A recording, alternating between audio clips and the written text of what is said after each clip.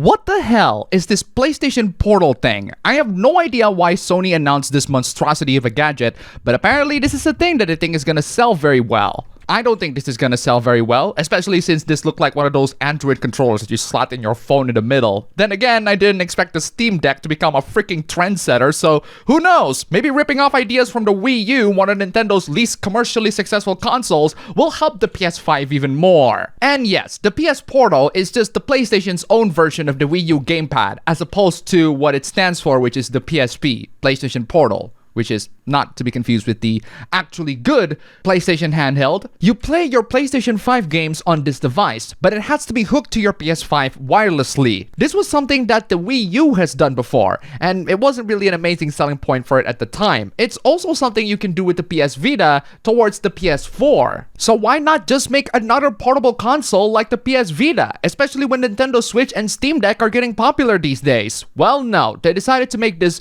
Wii U gamepad ripoff and believe that this monstrosity is going to work. Just on the premise alone, it's already a terrible idea, but wait until you get to the actually terrible parts of this stupid console accessory. PlayStation Portal doesn't have Bluetooth. That's right, it doesn't have the one thing that almost every wireless device has in the year of 2023. You can't even connect it to Sony's own Pulse 3D headset. For the record, the regular PlayStation DualSense controller does have Bluetooth, and you can connect it to anything that receives a Bluetooth signal. What it instead has is a PlayStation Link wireless technology, which is a proprietary standard for PlayStation devices. Ah, great. More proprietary stuff that will surely not gonna tank this device even more than it already is on a freaking concept, because that worked out so well in the first few generations of the PS Vita, where you made proprietary SD cards for the goddamn thing. Why did they do all of this? Money, obviously, because why wouldn't you do this if it's not for the money? More proprietary stuff means that you have to buy more Sony stuff, and they will get more cash. Oh, but don't worry, it gets worse. Those of you who own PlayStation Plus Premium that want to do some cloud gaming through this device, nah, it doesn't work. Again, this is a glorified Wii U gamepad. This is Sony's answer to the Wii U's gamepad. It's not really that reliable on its own. It could have been, but it's not. Sony's recycling ideas from several freaking decades ago in an effort to cash in on this stupidity, while also making it much worse somehow. I don't know. I guess if you're really into this weirdly shaped monstrosity that doesn't connect to Bluetooth and only works if you have a PS5, then you do you. Personally, there are used Nintendo Switch that are around the price of this that are significantly better than this in almost every single way. Heck, it can even do Bluetooth audio now. And that's one ABB show hoopla. If you want to see more of these and live with loads of swearing, please check out the stream channel link down below. Go subscribe. We're almost at 2,000 subscribers, so come on, y'all. Let's get into the next hoopla.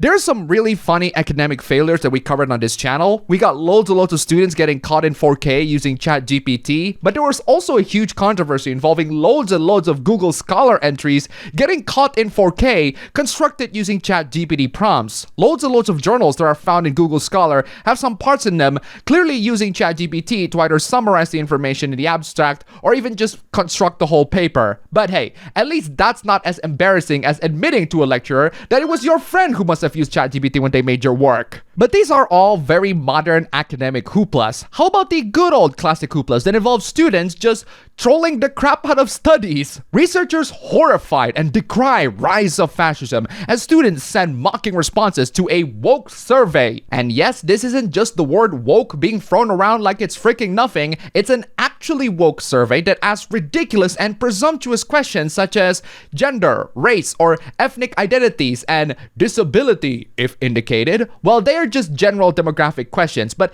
it's insane how one's race and ethnicity should be treated as something significant in current year. A lot of these answers are hilarious, so if you want to take your time to read a lot of these, go right ahead. I would like to ask what this means to academics, or at least academics of this particular degree. There are loads and loads of absolutely garbage and useless degrees out there that would pretty much lead you nowhere in life aside from studying the most trivial crap. This does sound like it came from one of those, even though this is actually engineering, one of the most difficult and also the most straight up useful degrees to have out there. And it seems that many academic journals agreed that this research is absolutely pointless because the researchers' findings are rejected by many academic journals. Hey, I have friends and relatives working in academics and they have papers and research that, in my opinion, could change the freaking world. And they got rejected for all sorts of dumb reasons by many journalistic outlets. So, welcome to the freaking club. And what's more hilarious is when the rejection left them with the impression that the research decrying so-called fascism in academia is viewed by some as irrelevant to engineering education, if not alarmist. Considerably so. I don't know why you guys are wasting your time doing this research, but reading through all of these hilarious answers, I absolutely realize why. You guys just want to make us all laugh at your hilarious failures. Thank you for trying at least.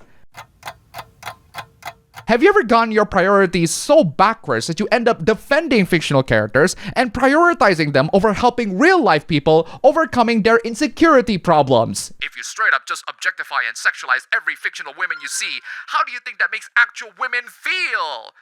Real-life women are not fictional women, and if you project your own feelings to the fictional characters in question, you need serious help. But of course, you don't care about the people affected by that stuff.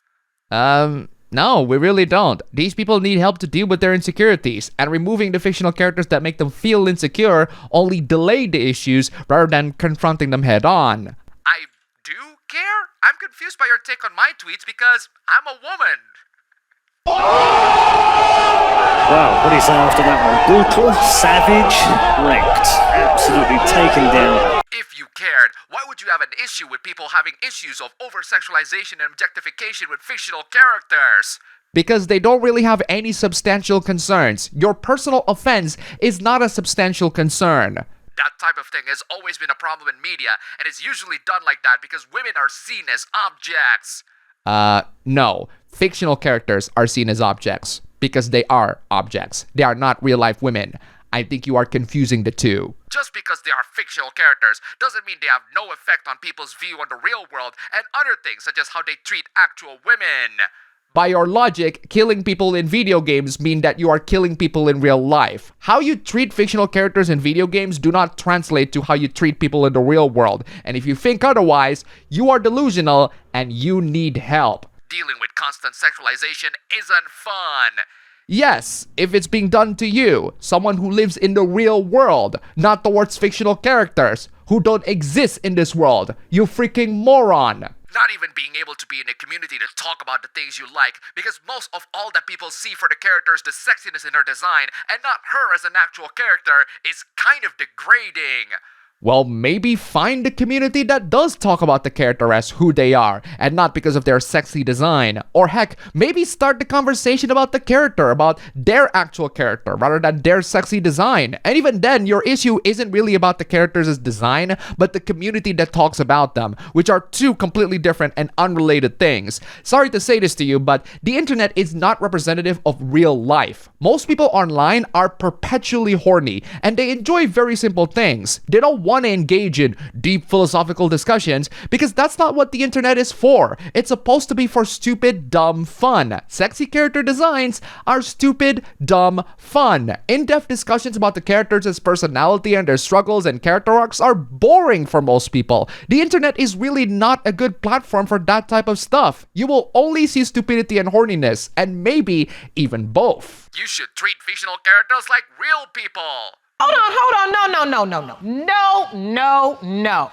At the end of the day, how do you think the people who happen to act, look, or see themselves in that character are going to feel when they see people treating that character like an object just because of the way the character is designed?